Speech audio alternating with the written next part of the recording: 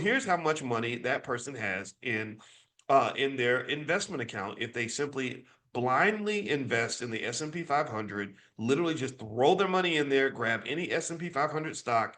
This is how much money they have on average. After 5 years, they have $10,707. So let's just stop right there. Let's freaking stop right there. Let's not even get to the fun numbers. 5 years. 5 years. Let me ask you a question. If somebody says that they're poor, but they have $10,707 in their stock portfolio, would you believe them? Would you consider that person to be poor? If they say, "Man, I'm struggling, dog. It's hard out here. I can barely make it." But then you look at their Robinhood account, they have $10,707. Would that person be considered poor anymore? Okay, Veronica says yes. She's the only one I see a yes with. I don't know a single person in poverty that has $10,700 in their stock portfolio. Most people can't even come up with $1,000 for an emergency expense. So literally, all we're talking about is a 5 year sacrifice.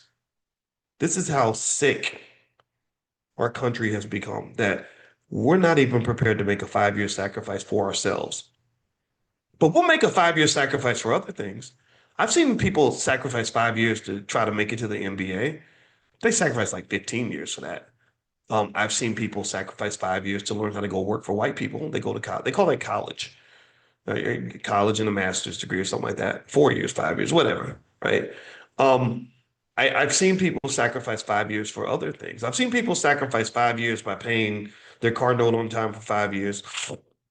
In fact, some people will do that for 30 years. I've seen people sacrifice 5 years, to pay rent on time, to make sure the landlord's good because you love the landlord more than you care about yourself. Apparently, I don't know that this is your training. This is brainwashing. This is our Stockholm syndrome, right? So our financial Stockholm syndrome makes us look at ourselves in the mirror and say, "Holy crap, what am I doing?" Right? So we'll sacrifice 5 years for other things, but we don't consciously sacrifice 5 years for ourselves because I just showed you with very basic elementary mathematics that a 10-year-old can understand that just a 5 year investing sacrifice gets you out of poverty.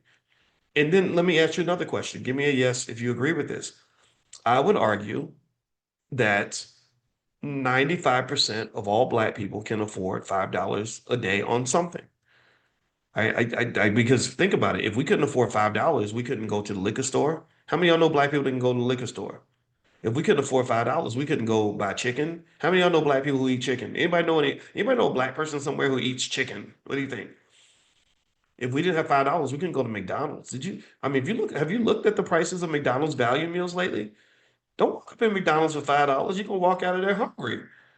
So I've seen people, and Lord Jesus, don't let me get into other stuff. Don't let me start talking about those Beyonce tickets. I mean, that country Carter tour ain't cheap. I can't afford to go. I can't afford to go to the country Carter tour, but my wife could. My wife went. My wife and my sister went. So that's more like their thing.